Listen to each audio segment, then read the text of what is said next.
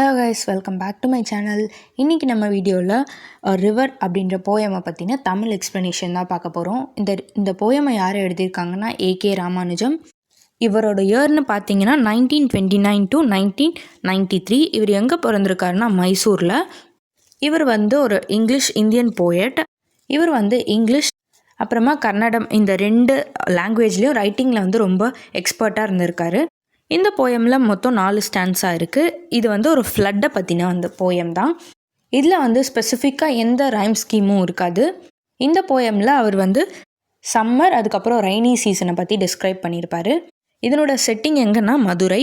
இதில் human experience, அதாவது இந்த ஃப்ளட் டைம்லலாம் ஹியூமன் எந்த மாதிரி ப்ராப்ளம்ஸ்லாம் ஃபேஸ் பண்ணியிருக்காங்க அப்படின்றத பற்றி எக்ஸ்பிளைன் பண்ணியிருப்பார்.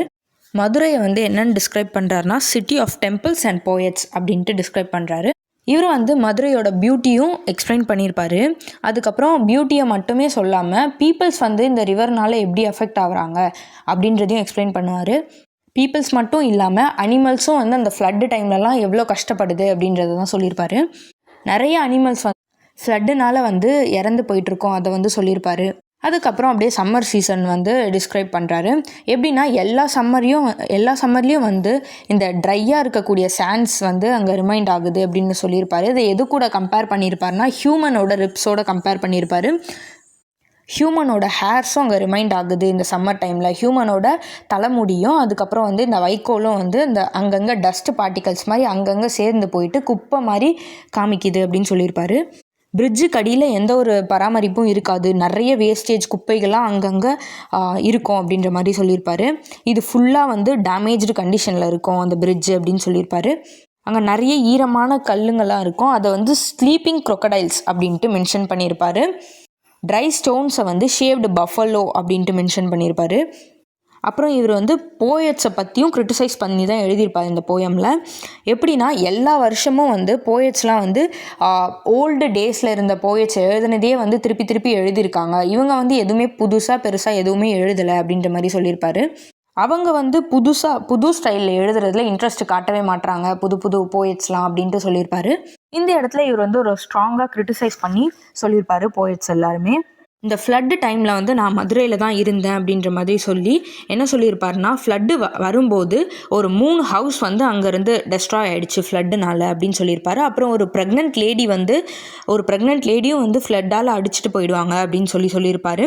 அதுக்கப்புறம் கப்பிள் ஆஃப் கவுஸ் அப்படின்னு சொல்லி கோபி அண்ட் பிருந்தா, இது ஒரு கப்பிள்ஸ், இதுவும் அடிச்சுட்டு போயிட்டுருக்கோம், இறந்து போயிருக்கோம் அப்படின்னு மென்ஷன் பண்ணியிருப்பாரு.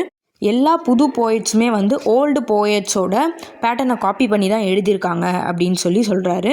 எந்த போயட்மே பீப்புள்ஸ் என்னென்ன ப்ராப்ளமை ஃபேஸ் பண்ணாங்க ஃப்ளட்டுனால அப்படின்னு எந்த போயட்மே இங்கே எக்ஸ்பிளைன் பண்ணலை, புதுசாக எதுவுமே சொல்லவே இல்லை அப்படின்ற மாதிரி சொல்லியிருப்பார்.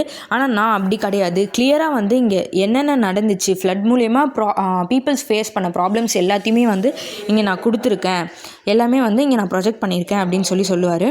அந்த ப்ரெக்னென்ட் லேடி தண்ணியில் மூழ்கிறதுக்கு முன்னாடி 2 ட்வின்ஸ் அவங்க வயிற்றில் இருக்கிறது அது கிக் பண்ணுச்சு அப்படின்ற மாதிரி டிஸ்கிரைப் பண்ணியிருப்பார். அந்த ஐடென்டிக்கல் ட்வின்ஸ் வெளியே வரத்துக்கு முன்னாடியே அவங்க தண்ணியில் மூழ்கி இறந்துருவாங்க அப்படின்னு சொல்லி ஃபீல் பண்ணுவாங்க.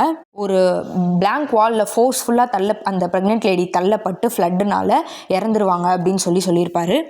அந்த ஐடென்டிக்கல் ட்வின் பிறக்கிறதுக்கு முன்னாடியே உள்ள இந்த ஃப்ளட்டுனால இறந்துருச்சு அப்படின்றத சேட் மூமெண்ட்டாக டிஸ்கிரைப் பண்ணி சொல்லியிருப்பார். அந்த பேபிஸோட டைப்பரால் இது ஐடென்டிக்கல் ட்வின்னு தெரிய வந்துச்சு அப்படின்ற மாதிரி சொல்லியிருப்பார்.